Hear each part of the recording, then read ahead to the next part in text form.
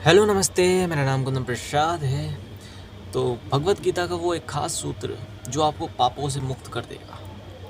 जो भी इंसान के जीवन में दुख उठाते हैं, संघर्ष होते हैं, वो उनकी पापों की वजह से होते हैं। अगर उनके जीवन में पाप ना हो, शुद्धतम हो जाए वो अंतरम से, तो कभी भी वो दुख नहीं उठाएंगे। तो जो भी दुख आ रहा है, जो भी संघर्ष देख रहे हैं, जो भी प्रॉब्लम्स फेस कर रहे हैं अपनी लाइफ में, वो उनकी पापों की वजह से है। तो जो भी आप जैसे होंगे अपने अंतरम में, वैसी चीज़ों को अट्रैक्ट करोगे। लॉ ऑफ अट्रैक्शन सुना होगा ना आपने। तो जैसा आपका ऑरा होगा, वैसे लोगों से आप मिलोगे, वैसे लोगों को अट्रैक्ट करोगे, वैसे लोगों को आप पसंद आओगे, वैसे लोगों के बीच आप रहोगे, वैसे चक्रव्यूह में फंसे रहोगे। कहने का अर्थ, तो श्री कृष्ण द्वारा एक सूत्र दिया गया है भगवत गीता के अंदर, जिसे जान के, जिसे अंतरम में उतार के आपकी आत्मा, आपकी चेतना शुद्ध हो जाएगी, अगर आप समझ पाए तो। अध्याय 2 श्लोक 38। सुख दुख, लाभ हानि और जय पराजय को समान भाव से स्वीकार करते हुए अपने कर्तव्य में लग जाओ। इस प्रकार तुम पाप को प्राप्त नहीं होगे, पाप मुक्त हो जाओगे। तो कृष्ण क्या कहना चाहते हैं? ये अर्जुन से कह रहे हैं युद्ध भूमि में कि आप पाप मुक्त हो जाओगे। आप जो भी करना चाहते हो, सिर्फ करने के लिए करो। उसके लाभ हानि, जय पराजय, सारे विचारों को छोड़ दो मीन्स कि विचारों में मत पड़ो, विचारों के चक्रव्यूह में मत पड़ो कि ये विचार पकड़ लिए कि लाभ होगा, हानि होगी। अर्जुन युद्ध भूमि में खड़े हैं, तो रो रहे हैं, बिलख रहे हैं श्री कृष्ण के सामने कि इनको कैसे मैं मार सकता हूँ, ये तो मेरे गुरुजन है, ये तो मेरा परिवार है, मैं अपने परिवार पे आक्रमण कैसे करूँ। तो ये जो उनके अंदर भाव उठ रहे हैं, वो शुद्धतम भाव है, शुद्धतम अहंकार जो अर्जुन के अंदर उठ रहा है। लेकिन श्री कृष्ण ने अपने ज्ञान द्वारा उन्हें उस पहली घटना तक लेके गए, उसे उस अंतरम तक लेके, उस गहराई तक लेके गए कि जो तुम कर रहे हो और जो तुम करने वाले हो, वो सब पहले से तय है। भाग्य द्वारा, पहली घटना द्वारा ये सब होना ही था। अभी जो तुम करोगे, ये भी घटना ही है। तुम करता नहीं हो, तुम माध्यम हो, तुम प्रकृति द्वारा एक माध्यम हो, एक चुनाव हो, चुने गए हो, तुम करता नहीं हो। तो जो व्यक्ति इसे समझ जाता है, वो श्री कृष्ण को समझ जाता है कि श्री कृष्ण ही है सब कुछ करने वाले। जब पहली घटना घटी थी, जब यूनिवर्स का निर्माण हुआ, जब बिग बैंग हुआ, जब विष्णु जी की नाभि से वो ब्रह्मा जी का कमल फूटा और संसार का सर्जन हुआ, तो वो पहली घटना, वो पहली टकरार, जब उस टकरार से एनर्जी निकली, उसका ऑरा फैला, उससे यूनिवर्स बना, उससे ही सब तय हो गया था कि आपकी बुद्धि में कितनी समझ होगी, आप क्या करोगे, क्या नहीं करोगे, क्या कर पाओगे, किसे समझ पाओगे, किसे स्वीकार करोगे, किसे अस्वीकार करोगे। तो पहले से ही वो तय है। हम भाग्य को सौर पर ही क्यों रखते हैं, सबसे ऊपर क्यों रखते हैं भाग्य को? हम कर्म को क्यों नहीं रखते? क्योंकि कर्म भी आपकी समझ के ऊपर डिपेंड करता है कि आपके पास कितनी समझ होगी तो उस कर्म को कर पाओगे।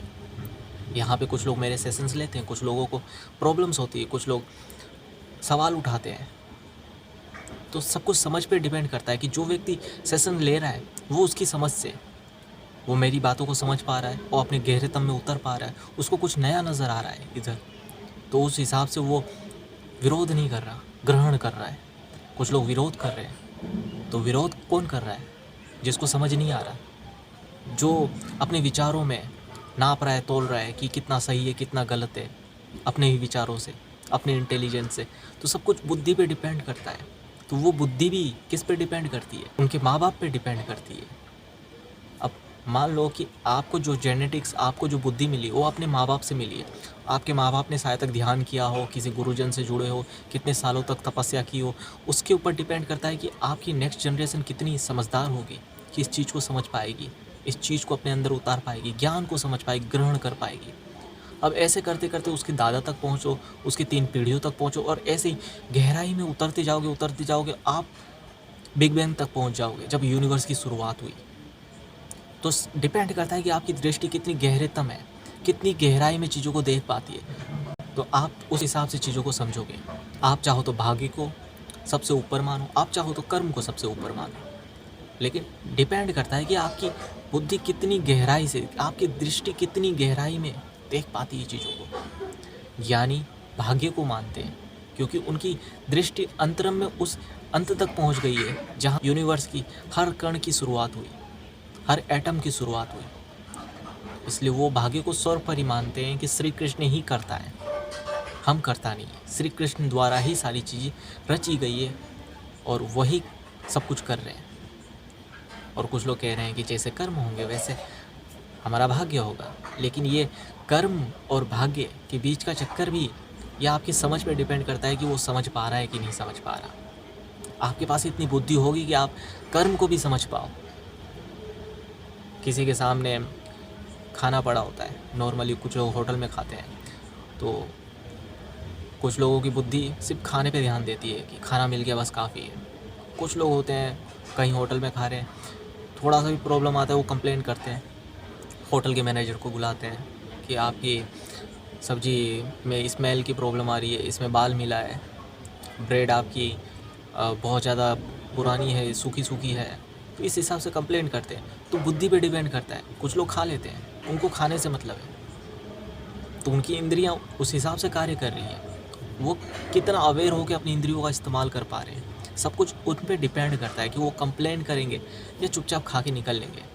अब कुछ लोग ऐसा होता है कि पहली बार बड़े होटल में गए हैं तो खाना ठीक से सर्व नहीं हुआ, लेकिन उन्होंने क्या है कि डर में खा लिया कि क्या कंप्लेन करना, तो वो अपनी इंद्रियों से विचलित हो रहे हैं, तो उस हिसाब से वो अपने कर्म कर रहे हैं। तो सब कुछ डिपेंड करता है उनकी बुद्धि और उनकी समझ पे। लेकिन आप सोच रहे हो कि कर्म सब कुछ है, तो आप अभी जो कर रहे हो वो भी कर्म है, आपकी समझ से कर रहे हो। अभी भगवत गीता में ये सूत्र सिंपल सा दिया हुआ है, लेकिन कितने लोग समझ पाए? सिर्फ ये खाली ये नॉर्मल सा सूत्र है, ये सूत्र समझ के भारत कहाँ से कहाँ तक पहुँच सकता है, लेकिन नहीं पहुँच पाया। क्यों नहीं पहुँच पाए? इतने करोड़ लोग रहते हैं भारत देश में, गीता की पूजा करते हैं, सर पे उठा के रखते हैं, लाल कपड़े में लपेट के रखते हैं। क्या हो गया? कुछ नहीं हुआ। गीता के अंदर जो ज्ञान छुपा है आम लोगों के लिए, उसे तो आप ग्रहण नहीं कर पा रहे, उसे तो आप अंतरम में उतार नहीं पा रहे हो। इस ज्ञान अमृत की बूंद को आप अपने आत्मा तक नहीं पहुंचा पा रहे हो। तो क्या मतलब इसका? क्या आप पूजा करो, सर पे उठा के रखो, नहा धो के गीता को पढ़ो, क्या फ़र्क पड़ जाएगा? बिना नहाए धोए गीता को पढ़ लोगे, लेकिन आपने इसके एक सूत्र को पकड़ के अपने अंतरम में उतर गए। आपके अंदर वो महानतम घटना घट गई जिससे आप शुद्ध हो गए, आप एनलाइटेंड हो गए। आपने श्री कृष्ण को जान लिया, उनके ज्ञान को समझ लिया, उनके समझ को समझ लिया। तो आज के समय लोग इतने बेहोश हैं, इतने ज़्यादा बेहोश हैं कि इनके सामने सोना बड़ा होता है तो भी वो पत्थर समझ के लात मारते हैं। कांच के टुकड़े की चमक को वो हीरा समझते हैं, और जब वो उसे उठाने जाते हैं तो चोट लग जाती है। आज के जो धर्म गुरु है, आपको दूर से लगते हैं हाँ यही परमात्मा है, यही मुझे पहुंचाएंगे, लेकिन लोग वहाँ पे जाते हैं धन खर्च के, फिर चोट लग जाती है, अहंकार पे चोट लग जाती है। कुछ लोग ज़्यादा धन खर्च के आ जाते हैं तो फिर जाने अनजाने मानना ही पड़ता है। बात ये हो जाती है ना कि आपने पैसा खर्च किया है तो फिर स्वाद आए ना आए, तारीफ़ तो बनती है। कि गुरुजन थे प्रेमानंद जी के लिए मैं 4 बजे तक खड़ा था वहाँ पे वृंदावन में, उनमें कुछ तो बात है। तो इतना पैसा खर्च हुआ, इतना धन खर्च हुआ, तारीफ़ तो बनती है। तारीफ़ नहीं करेंगे तो बेवकूफ़ कहलाएंगे, खुद बेवकूफ़ी लगेगी कि तुम बेवकूफ़, तुम गधे। अब खुद को कौन गधा बनाना चाहता है? खुद को कौन बेवकूफ़ साबित करेगा अपने ही मुँह से? तो यहाँ पे तो मुँह मियाँ मुट्ठू बनते हैं ज़्यादातर। तो ऐसे भ्रम में मत रहो, ऐसी दुविधा में मत रहो। जस्ट क्लियर, आपको लग रहा है कि हो सकता है, घट सकता है, तो उतर जाओ, कूद पड़ो। नहीं लग रहा, छोड़ दो, क्या फ़र्क पड़ता है? आपके जीवन वैसे ही चल रहा था, वैसे भी आगे चलता रहेगा। तो इस देश में बेवकूफ़ों की कभी कमी नहीं रही है, टांग खींचने वालों की कभी कमी नहीं रही है। इसलिए देश में और लोगों में कोई जुड़ाव नहीं है, कोई परिवारजन वाला जुड़ा होता है ना, कहते हैं ना फैमिली, जस्ट अ फैमिली, ये हमारा परिवार है। यहाँ पे सिर्फ परिवार किनको कहा जाता है? जो घर में 4 जन रहते हैं, वो भी आपस में झगड़ रहे होते हैं, अंदर ही अंदर खुन्नस निकाल रहे होते हैं। ये पापा ने ये कह दिया, मम्मी ने ये कह दिया, मेरा बेटा निकम्मा। तो परिवार आपस में भी नहीं है। यहाँ पे सिर्फ नाम का सब कुछ चल रहा है, नाम का, सतही तौर पे। गहराई में, अंतरम में सब एक दूसरे के दुश्मन बने बैठे हैं। परिवार में भी और बाहर भी, कोई किसी का नहीं है। हम भले वेस्टर्न कल्चर को बोले कि ये ऐसा है, बेहुदा कल्चर है, लेकिन उनके पास एक सेंस तो है, सिविक सेंस तो है, रिस्पेक्ट करना तो जानते हैं। उनके यहाँ पे गंदगी कचरा नहीं मिलेगा, उनकी यहाँ पे नदियाँ ख़राब नहीं है। बाकी हमारे देश की नदियों को देखो, गंगा नदी जिसको हम पूजते हैं, पूजा करते हैं, उसको अभी तक साफ़ नहीं कर पा रहे। इतने करोड़ों लोगों की आबादी, गंगा नदी के आसपास जितने मंदिर बने हैं, जितने धर्मस्थल बने हैं, उनके पास इतना पैसा, इतना धन है, इतनी लाखों करोड़ों की डोनेशन जाती है, लेकिन अभी भी किसी के पास बुद्धि नहीं है कि साफ़ करवा सके। इतनी टेक्नोलॉजी भी नहीं है इनके पास, इतनी समझ भी नहीं है। बाकी ये अपनी लग्जरीज लाइफ को बड़ा अच्छे से मेंटेन कर लेते हैं डोनेशन से। बाकी गंगा नदी साफ़ नहीं हो पाती है इतने सालों से, ऐसी की ऐसी पड़ी है। मूत के जाते हैं, खुलेआम थूक के जाते हैं, कहते हैं गंगा नदी सबका पाप धोते धोते मैली हो गई। पाप धोते वो मैली नहीं हुई है, आप और लोगों ने मिल के मैली की है, और अभी साफ़ करने की जिम्मेदारी कोई उठा नहीं पा रहा है। जैसी बुद्धि के साथ भारत देश के लोग जी रहे हैं ना, ये ज़्यादा समय तक सर्वाइव नहीं कर पाएंगे। 2035 बहुत ज़्यादा बोल दिया मैंने, ये 2032 बहुत बुरा काल चलने वाला है इन लोगों का, जो ज्ञान के विरोध में है, जिनको ज्ञान समझ में नहीं आ रहा। कहते हैं श्री कृष्ण अवतार लेंगे, कोई अवतार नहीं आने वाला तुम्हारे लिए। खुद के लिए खुद अवतार बनो, खुद के ऊपर डिपेंड रहो।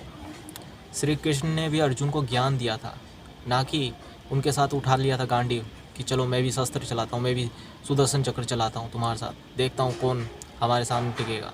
सिर्फ ज्ञान दिया था, और ज्ञान से उन्होंने गांडीव उठाया अर्जुन ने, और उन्होंने अपने बल पे सारा युद्ध लड़ा। सिर्फ और सिर्फ श्री कृष्ण ने ज्ञान दिया, साथ नहीं दिया, ज्ञान दिया। जितना दे सकते थे, उन्होंने शस्त्र नहीं उठाया युद्ध में। तो आपको खुद को लायक बनाना है ज्ञान द्वारा, ना कि विरोध करके नालायक बनना है। तो आज के लिए बस इतना ही। आशा करता हूँ ये वीडियो आपको अच्छे से समझ में आया हो। किसी तरह का सवाल हो कमेंट बॉक्स में छोड़ दीजिए। सेशन लेना चाहते हो, नंबर दिया हुआ है, उस पर जाके आप डिटेल चार्जेस पूछ सकते हो। आज के लिए बस।